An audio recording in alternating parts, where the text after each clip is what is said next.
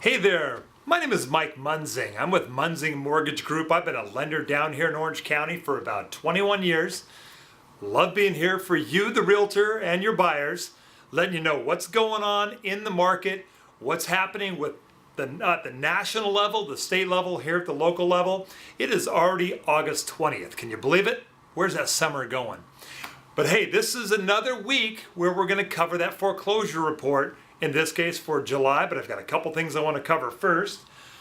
What I want you to do is go onto my website at www.mikemunzing.com and print up the rate sheet for the week. These are amazing rates. The bonds are continuing to drop. Actually, this week they were kind of level, but the rates edged just slightly down. Absolute record levels. I'm starting to get some of, actually your referrals, which I appreciate, and some past clients looking at doing refinances. We're doing 4.5, no points, no cost, quick deals, going well.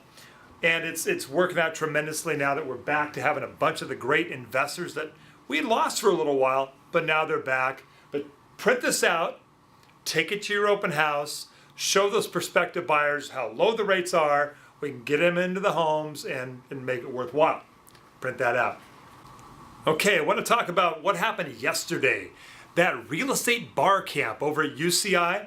Did you make it over there? I know I saw a lot of you, and a lot of you were talking to me about the videos and how do we do that? How do I put these together? But it was great seeing you there. I've got some of the name tags there to remind you what that looks like. It was kind of fun getting a chance to talk to some of the agents around as well. We're going over the fine details of what's going on. Those are great events. Keep an eye out for them. They were free. They had some great seminars, great breakout sessions covering all kinds of topics from Facebook to iPhone apps to lots of different aspects of the industry.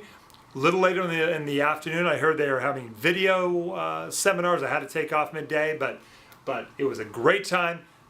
Get to those, put them down on your calendar. It was great seeing a lot of you out there talking about what's going on. But these are helpful tools. You have to know what's going on. It was fun. A couple weeks ago, I mentioned the iPads and how you should use your iPads in your business. Probably half the crowd there had iPads with them, so they could take a look at what was going on as they were talking up front. You could bring up the iPad and see what's going on. It's a fantastic tool for your business still. Okay, now let's jump into the meat of the report here. Once again, I am looking at the foreclosure report from Foreclosure Radar. I'll bring it up on the screen here. Sean O'Toole up in Central California puts this foreclosure report together for California as a whole. And the interesting aspects, we've got kind of a mixed report here. What I found interesting were the cancellations were off a little bit. Those dropped, but the notice of defaults, though, dropped a little bit. The actual sales increased quite a bit. We've got both the sales to the third parties and the sales back to the banks. Those increased a bit, which is interesting. Hey, I always like to read Sean's comments. He puts these together, and he says, despite a tsunami of mortgage delinquencies, we continue to see no signs of a foreclosure wave. Lenders and government intervention continue to delay foreclosures despite, this is interesting, despite continued failure to find long-term solutions to unsustainable negative equity. The government doesn't really, in a lot of ways, know what they're doing. They're influencing the big banks, obviously, with TARP and the other influences from that. They've been able to jump in there, wield their influence. I'm not quite sure what they're doing. I don't think they know what they're doing. But what is continuing to happen is the long-term influence. They don't know what they're heading into on that. Let's jump in real quick back to that foreclosure report. You can get that at foreclosureradar.com. You can get that on my website as well. I always post it every month, so you might want to pause this video, print that report. These charts and graphs I put together are not on the report, but the numbers are there. Let's run through those real quickly here. You've got the notices of default. That is that first stage where the borrower gets the notice of default. They go delinquent for a couple of months, few months usually. The bank files a notice of default, and that was down about 4.8%, down to a number of 25,148. Once again, you can see that slow decline coming across the chart here. Now the next step is the notice of trustee sale. That's when the lender actually lets the borrower know that, hey, your house, here's the date, we're going to be foreclosing on your home, the actual trustee sale.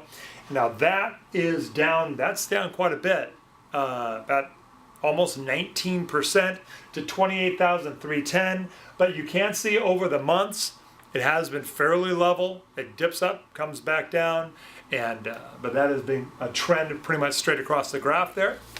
Now, once that property goes to sale, now this is where it either cancels. Now the next chart is the cancellation chart, is that has dipped, but you can see an upward trend of the cancellations, and that means that they either, in most cases, were not able to cure the mortgage. Most cases, a loan modification or a sale has taken place, so the foreclosure has been canceled. Let's scoot on to the next charts here. These next two break down the two aspects where the property was actually sold at the steps of the courthouse. One of two things happen. First is the actual sale to a third party.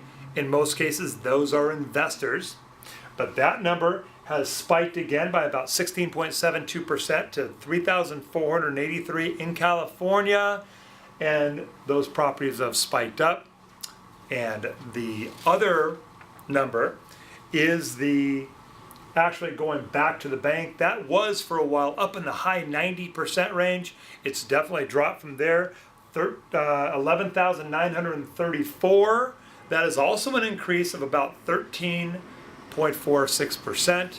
Once again, combine the previous chart with this chart, that's about 15,417 properties actually sold at the steps of the courthouse, whether go back to the bank or to a third party, generally an investor.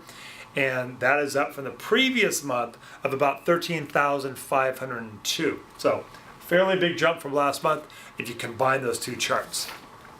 Okay, finally, a couple interesting numbers. The pre-foreclosure inventory. This is the properties that have the notice of default have been filed, and these properties for a while have been decreasing slightly, but with these recent sales this last month, that number dropped to 125,223 properties. That's a drop of over 20%. That's the inventory that basically is waiting to go to the trustee sale or get the notice filed. And next is the properties that are actually on the calendar, scheduled for sale, and that is down only 4.12%, but that's also right about 125,559 properties, has been just kind of peaked there and is having a little bit of a slow decline, but part of that once again is with this property selling on the foreclosure steps. That drops that number down.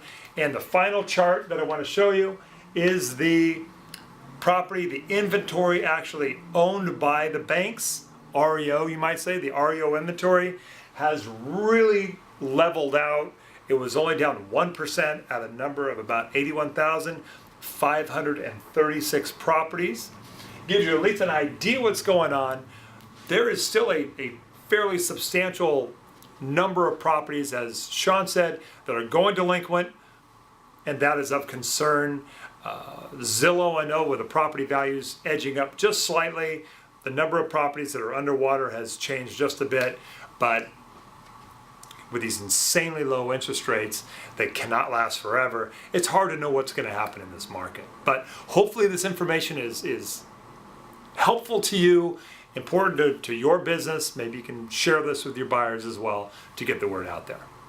Okay, this should be a warm, beautiful weekend. I'll be working. I'm available for you. My phone number is 949-689-5626. Certainly go to my website. You can reach me on Facebook. You can reach me on Twitter. I'm always on there. But I hope you have a wonderful weekend. I will be out of town next week, so don't watch for a video. The following week I'll be back with some great information from DC. But have a great weekend. God bless you. God bless your family. God bless America. I look forward to being here for you. Have a wonderful weekend. Bye-bye.